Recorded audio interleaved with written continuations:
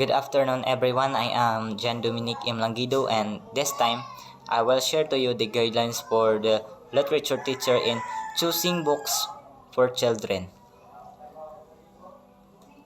The first one is to evaluate as children's literature that is well written, good plot, good characterization, and readable. So when we say good plot, it has an inciting incident where the events triggers the main conflict of the story. Then it is followed by the rising action, which is the series of related events and more tension of the story. Then the climax, uh, the point where the event reaches to its peak. Then the following action and the resolution. Good characterization. So when we say characterization, it tells the audience about what personality of the character is. Next, the book should be judged for its overall effect. So don't judge the book by its cover. We might say that life is like a book. Some chapters are sad, some are happy, but if you will never turn the page, you will never know what the next chapter holds. So don't just rely based on your predictions. Instead, trust the process. So a book's cover may not accurately represent its content. Its may not accurate A book's cover may not accurately represent its content, appearance, or may not reveal the message inside it. So, if you are going to judge a book, read first and study first the whole story. Next, children must find the book acceptable in terms of readability. Yes, it is important for a literature teacher to guide his or her students to find book that is acceptable in terms of readability. So, when we say readability, it is all about how easy or difficult is to read. So it depends on the text presentation you've chosen, the color, the size, and the style.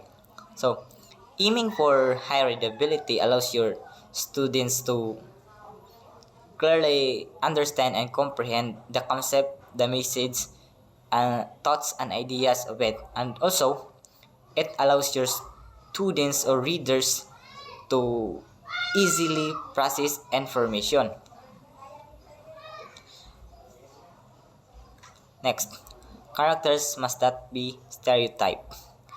They must be people in their own right, not manipulated to prove a point.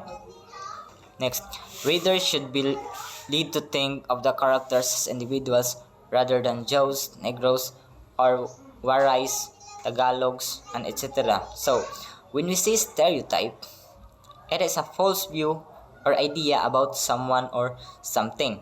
So, it is a mistaken idea or belief on someone or something among the group, community, or group of people based on what they look and what they stand. So in a way, it is a fixed idea or images of a particular person or thing, uh, which are not often true in reality.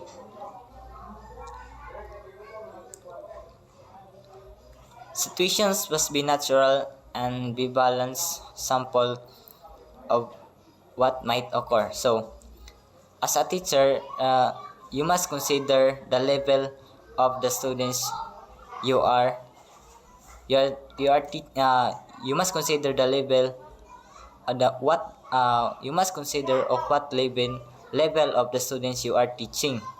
So, give them situations that will not go beyond to their capability and their interest. Next, solutions of problems must be fair and possible. So every problems has a solutions. Solutions was not made without problems. That's it.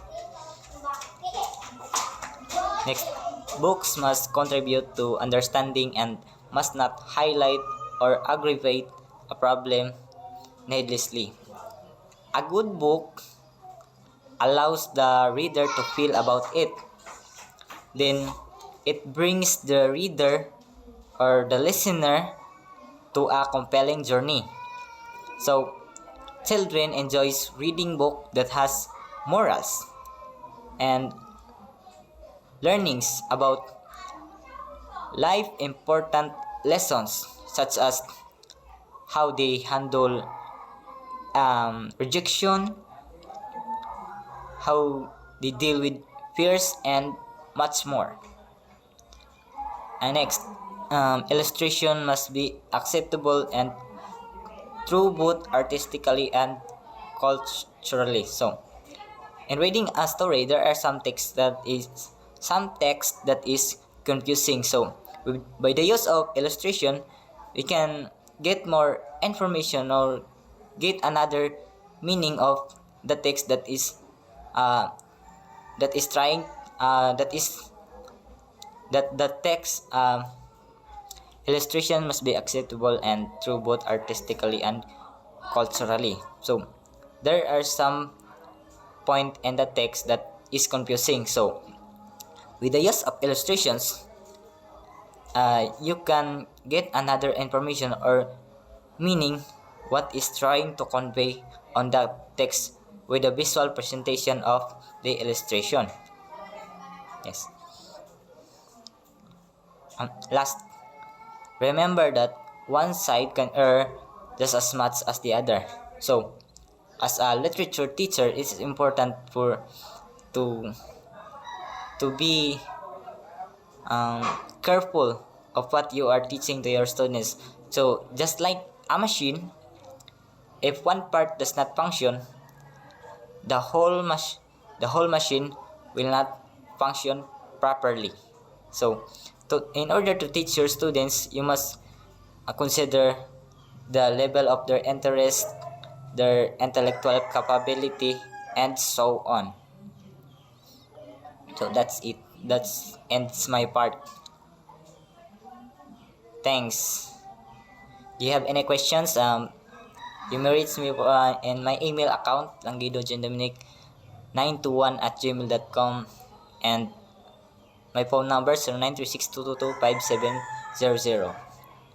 Credits to the presentation template was created by SlidesGo, including icons by Platicum and infographics and images by Freepik. Thank you.